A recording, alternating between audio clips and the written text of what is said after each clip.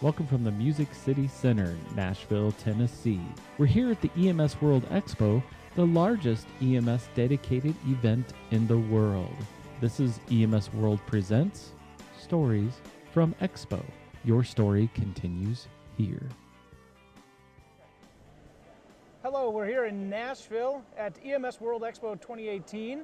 This is the EMS Garage podcast / EMS World, kind of a mashup, double teaming. I'm here with Josh Borkosky. Got it. He is giving a presentation tomorrow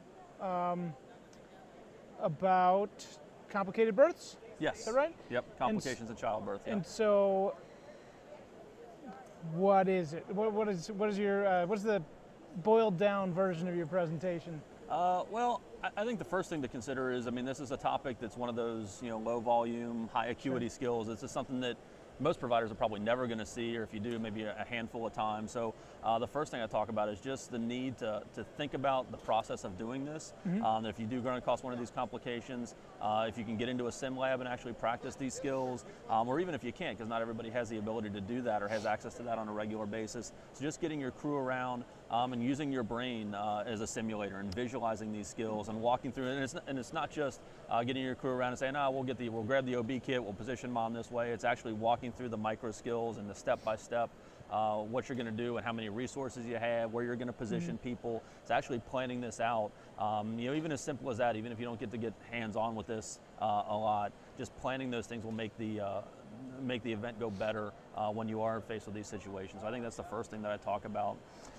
Then we get into, go ahead. Yeah, do you find that, because in my education, which was 12 years ago, so it's just still fairly recently, a lot of people in this field can have 30 years experience. Sure. I don't know what it was like back then, but my education was, if it's a complicated birth or there's any risks, the only thing they really teach you or tell you is get to the birth center. Yeah. Which is great, and you should be.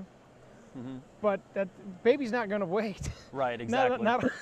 You don't always have that option. So it's getting some hands-on, and especially this high acuity situation, is probably a smart thing. Yeah, absolutely. Especially, it's going to vary depending on your situation. If you are in an urban setting where you're 3 or 4 minutes from the hospital, what you're going to be doing at the scene, and even still, baby might not wait 3 or 4 minutes, so you might be doing some things at the scene, but that's going to be vastly different than if you're in a rural area and you're an hour away from the hospital and you have a breech presentation, or you're dealing with shoulder dystocia or something like that. Then it's going to be even more critical, because you're going to be needing to manage those things at the scene, and then and that's part of the planning, deciding when are we going to transport, what are we going to do at the scene. If you plan those things out ahead of time, it frees your mind to think about the things that are dynamic with the scene, because everything's going to be a little bit different. So you kind of going down, not necessarily a checklist for this kind of a situation, but if you have it planned with your crew and everybody, the crew knows what your plan is, you've shared that mental model, then things go a lot better. And do you find training on these low frequency, high acuity, complicated births, because even just normal regular field births give clinicians a lot of anxiety. Do you find that this kind of training gives them more confidence and less anxiety, especially when it comes to just normal kind of low risk? Absolutely. Yeah. I think that's part of the planning. Is just you always plan for a normal birth, and then you talk about what the complications are. Because as you said, a normal delivery, EMS clinicians don't see that very often. It might see maybe a dozen in your career in a busy system or something like that. So it's always good, to have that plan in place, so that your crew knows what you're doing. You know what's in the OB kit. You're not opening the OB kit and going, I didn't know this was in here, that type of thing. Which, we've probably all been in that situation or heard about stories of being in that situation, and that's not a comfortable feeling when you've got mom sitting there and the head's coming out, and you want to have that confidence. So that planning, that preparation, and if you can get your hands on a task trainer or a simulator, that certainly helps that confidence in that situation. Oh, absolutely. Now, what brought you to this topic of study? Was this something in your experience that said, hey, I got to train more, and other people should, or what brought you here? Yeah, so in my role, I'm with the University of Cincinnati, and I coordinate a lot of the continuing education for providers in our region. And a friend of mine, Keith Widmeyer, who actually gave a similar presentation on this topic here at the conference, when he came to UC, he brought a class called BLS Obstetrics, which is through the American Academy of Family Physicians. And to be an instructor for that, you have to take the ALS obstetrics course. So I did that. Okay. And don't be confused, their version, their terminology, BLS and ALS, doesn't exactly equate to what we think of in EMS.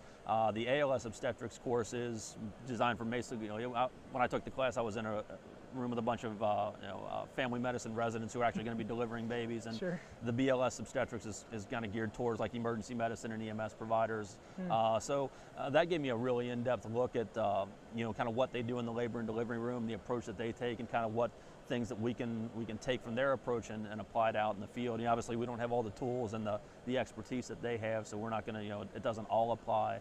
But that really gave me a really in-depth look into the topic. So it wasn't anything I had a particular interest in necessarily. It just kind of fell into it by accident. As I said, Keith kind of brought that course to us, and it's been a great course for us. We've taught it a handful of times, and like I said, just taking that really gave me a lot of confidence and kind of really gave me a better perspective of what we can do. Because as you said, my initial training was mostly just go to the hospital as fast as you can and let them, try to get them to deliver the baby, but you don't always get that luxury. Yeah. It gave me a good perspective of what we actually can do in the field as EMS providers. So I wanted to carry that message to everybody.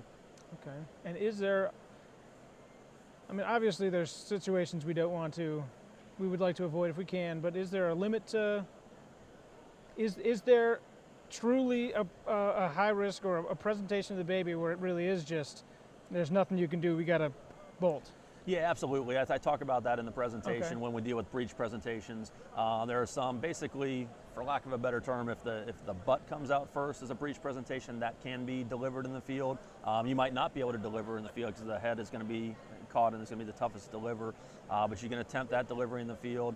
A double footling breech, I've kind of seen different things. It depends on kind of what book you read. Some say that can't be delivered vaginally, others say that it can. So you might attempt that, but certainly a single limb presentation or a cord presentation just absolutely cannot be delivered vaginally, so you're not going to be able to do anything with that in the field. So that's a situation where no matter where you're at, you just got to go to the hospital immediately, whereas like I said, a frank breech or something different, shoulder dystocia, we talk about things that EMS can do in the field to facilitate that delivery. Absolutely. They're not going to deliver naturally. Yeah, that would be a course I'd be interested in taking. Cool. I've only had one field birth, I didn't give birth, obviously. Sure. And that was like one of the highlights of my career. Also, the most nervous. Oh, absolutely. So just a little extra knowledge in case, because I think it's the anticipation. What if it does breach? What if it? Right. And if you have that knowledge, like if it does, I got it. I know what I'm going to do. I feel like it makes the whole situation a lot better. Yeah, that's always the case. Anything you don't see very often. They're talking about surgical crikes with airway or these complicated, difficult airways, or just any pediatric room. We tend to not be comfortable with pediatrics in general, and so the more practice you get, the more you think about it ahead of time. You plan for these things. It gives you confidence going in, and like I said, it allows you to. It frees your mind, sort of that cognitive offload of. You're not walking through the micro steps of things and the basic stuff. You can really free your mind to think about the dynamics of the scene, and the basic things kind of become second nature because you've done it so many times. So that's critically important in these sort of things you don't see very often. Absolutely. Let's say somebody wants to get a hold of you or the University of Cincinnati, I think is where you're. Yeah. Do you have a work email or social media that you would like to? Yeah, they're both about the same. So my full name, Joshua.Borkosky. So Borkosky is Borkosky. The traditional spelling. Yeah, absolutely. Spell it as it sounds. So Joshua.Borkosky at uc.edu is my email. I'm also on Twitter at Josh Borkosky EMS is my handle there, and pretty active on Twitter, and that's been a godsend. The whole FOAMed podcast thing, discussions on social media has changed the way that I learn as a provider and the way I teach as an educator, so that's been great. So you can definitely hit me up on Twitter or find me on Facebook as well. Perfect. Well, Josh, I'd like to thank you for coming and talking to us here. This has been EMS Garage and EMS World Podcast down here in 2018's EMS World Expo. I'm Aaron Gutzman, and stick around, click some more videos on this page for more content and some more great interviews.